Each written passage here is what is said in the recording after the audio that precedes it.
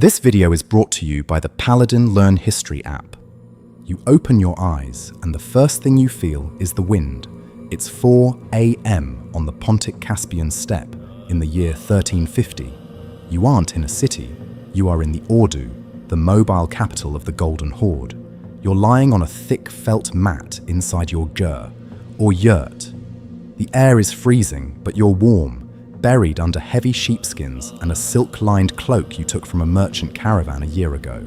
You smell the dying embers of a fire made from dried dung, the black gold of the steppe, because out here in the endless sea of grass, there are no trees for miles.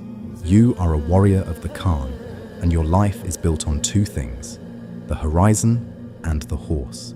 You sit up and pull on your deal, a heavy wraparound silk robe that reaches your knees, padded with wool. You don't wear a belt for fashion. You wear it because it holds your entire world.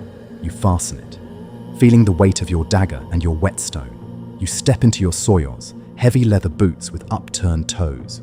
They aren't for walking. They are designed specifically to lock into a stirrup and stay there. You push aside the felt flap of the door and step outside. The scale of what you see is impossible to describe to someone from a city. Thousands of white yurts stretch across the horizon in every direction, like a city that grew out of the grass overnight. And you hear it, the low, vibrating hum of 100,000 horses. This is the heartbeat of the Horde. You head to your string of mounts. Every Mongol warrior has 5 or 6 horses. If you ride one to exhaustion, you jump to the next. You find your favorite mare and begin the morning ritual, milking. You drink a bowl of kumis, fermented mare's milk. It's sour, fizzy, and slightly alcoholic. It's your coffee, your breakfast, and your fuel. It tastes like the steppe, wild and sharp. By 8 a.m., the camp is moving. This is the meat of the Golden Horde's genius. This isn't just a pack of raiders, it's a high-speed logistical machine. You watch as the massive Gertereg, the yurts of the elite, are moved. These aren't taken down. They stay fully assembled on giant wooden platforms pulled by teams of 20 oxen. It looks like a city is literally walking across Russia. You mount up. You don't sit on the horse. You become part of it. The wooden saddle is high in the front and back, locking you in place so you can use both hands for your weapon. By 10 a.m., it's time for training. This is where the AI reconstruction gets intense. You are part of a Tumens, a unit of 10,000 men. You move in absolute silence following the signals of colored flags and smoke. No shouting, no chaos. You practice the Cantabrian circle. You ride at full gallop in a loop, raining arrows down on a target. But here is the secret. You only release the arrow at the exact moment all 4 of your horse's hooves are off the ground. That's the only split second when the ride is smooth enough to aim. You feel the Partian shot. You ride away from the target, twist 180 degrees in the saddle, and fire backward over your horse's tail. It's a move that has broken every army from China to Hungary. Your weapon is a masterpiece of engineering. It's a composite recurve bow made of layers of sinew, wood, and horn, glued together with fish bladder glue.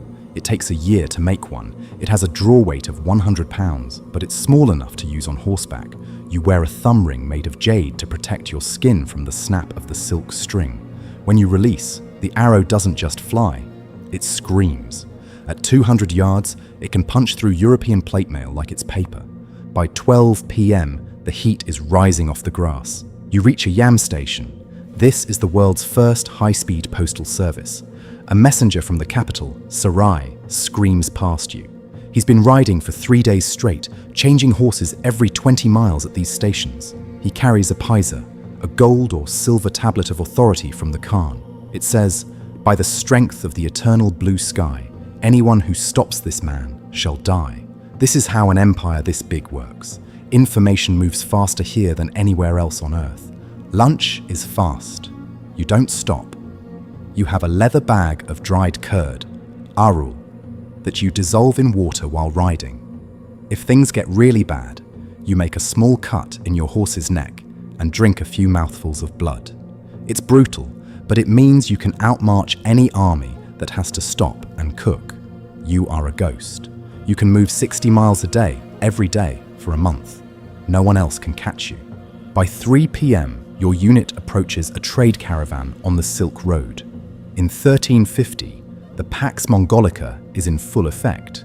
You aren't here to rob them, you are here to protect them. The Khan taxes the trade, and the trade is what makes you rich. You see camels loaded with Chinese silk, Persian turquoise, and Russian furs. The merchants look at you with terror, but they pay the toll. You see a merchant from Venice, maybe someone like Marco Polo, and you exchange a nod. You're wearing a silk undershirt. Why? Because if an arrow hits you, the silk doesn't break. It wraps around the arrowhead and goes into the wound. When the surgeon pulls the silk out, the arrow comes with it. High-tech armor, 600 years early. By 6 p.m., the sun starts to dip, turning the steppe into a sheet of hammered gold. The camp has reset in a new location, miles from where you started. You head to the main fire. Dinner is the only big meal of the day. A massive iron cauldron is boiling with mutton. You eat with your hands, cutting the meat with your dagger. You share it with your arban, your unit of 10 men. These men are closer to you than your brothers. If one man in your unit runs in battle, all 10 of you are executed. That is the law of the Yasa. Loyalty isn't a choice, it's survival. As the stars come out, the mood shifts. The Golden Horde by 1350 is a mix of worlds. You hear the Morin Kur, the horsehead fiddle, playing a song that sounds like the wind. Some of your friends are Muslims, and they're kneeling for evening prayer. Others are still following the old ways, looking up at Tengri, the eternal blue sky. You might see a shaman dancing by the fire, covered in eagle feathers, trying to talk to the spirits of the ancestors. It's a melting pot of the world's religions, all held together by the iron will of the Khan. By 9 p.m., you head back to your ger. You check your horses one last time. They are hobbled so they don't wander. You look out at the dark horizon. There are no walls here, no fences, just the infinite. You feel a sense of absolute superiority. You look at the civilized world, the people in cities like Paris or Baghdad, as cattle trapped in stone boxes. You are the predator. You are the master of the world because you own the distance. At midnight, you lie down on your felt mat. The wind is still howling outside, shaking the lattice walls of the yurt. You feel the curve of the earth beneath you. In a few weeks, your unit might be ordered to head south to Persia or west to the borders of Poland. It doesn't matter. As long as there is grass for the horses and blue sky above, the world belongs to you. You close your eyes, the smell of horses and dung smoke in your lungs, knowing that tomorrow you will wake up and do it all again. 60 miles, 5 horses, 1 empire.